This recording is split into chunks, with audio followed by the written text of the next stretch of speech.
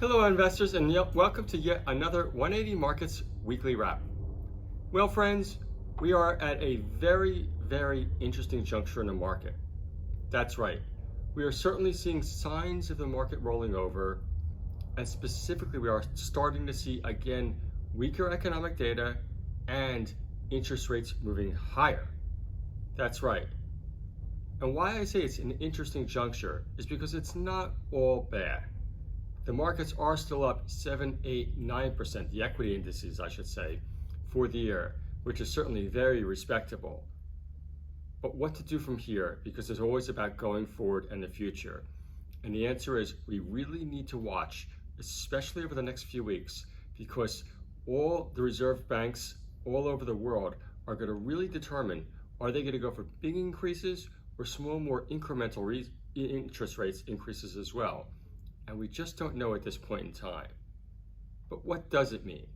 It means that we really need to roll up our sleeves, do deeper fundamental research, and really only circle around those ideas that we have very high conviction in. And now talk more specifically about what went on in the markets themselves and in the capital markets. I'll turn it over to Sean. Thanks, Greg. And another very slow week here. Not many shares moved, low volumes everywhere, but it was good to see placements are back. We did have a very busy day yesterday. I think we had access to 6 placements. The day before, I think we had access to 3 or 4 and a new IPO. So in terms of the bigger placements, let's take a look over here. Red 5, they raised $90 million. I think that was a rights issue. It was an $80 million placement and a $10 million SPP. Thank you, Camera Girl. That's great.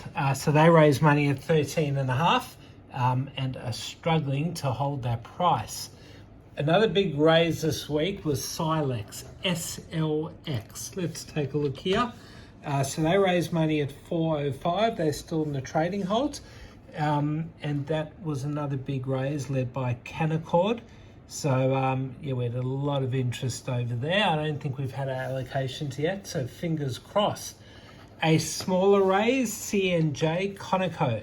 So many of you will remember this run. Let's go to the chart over here. It had a crazy run about 6 months ago, all the way from, it started its run at a cent where it is now.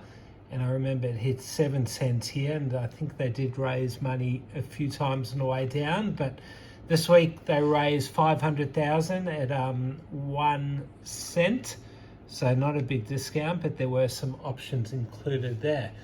MTM, now this is a really interesting one. Let's take a look here. So they had a massive run up here on some rare earth news. Was that an acquisition?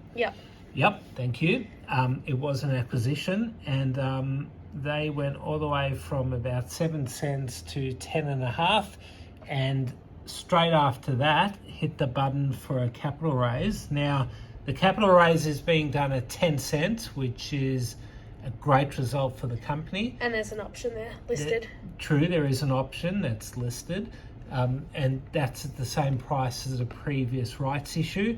Now, this was one of the many companies that IPO'd in the end of 2021. There are heaps of them that are now trading well below IPO price. So, yeah, there's a lot of opportunity around in these beaten up little mining companies. Just finally, LCL, they used to be a favorite of mine. I remember participating in the last raise at 18 cents.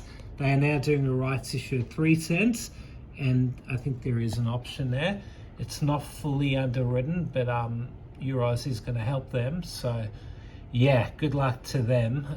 That has not been a good performer at all. Here we can see it was around 20 cents back about 18 months ago, and they've continuously gone down. So hopefully they can turn things around.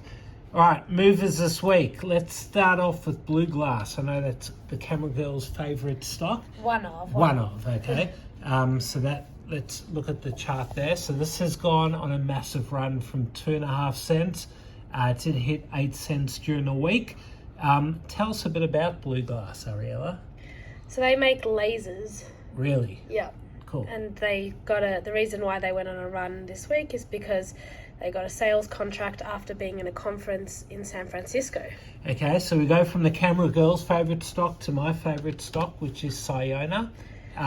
Not a big run up this week, but it's always on the top volume stocks. Definitely opportunity there. Yeah, correct. So a lot of volume being traded this week. It was great to meet with them last week at the RIU conference that we were at. Yep. So this In one Fremantle. has been a great performer.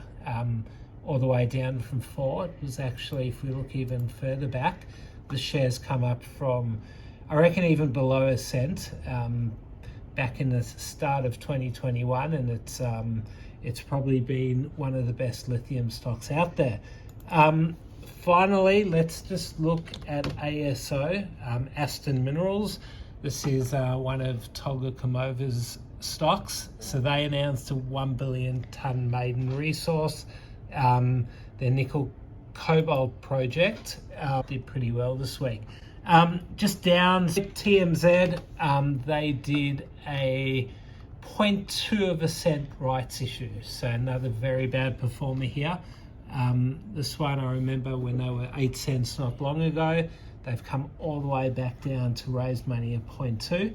Finally, let's just look at one more. VRC, this has been a terrible performer. I remember they raised money at 1.8 recently. Look at that, selling at 1.3. A lot of selling there, so I don't know about that. That has been a pretty bad performer. It's like a lot of pressure on the price there. All right, everyone, thanks for that.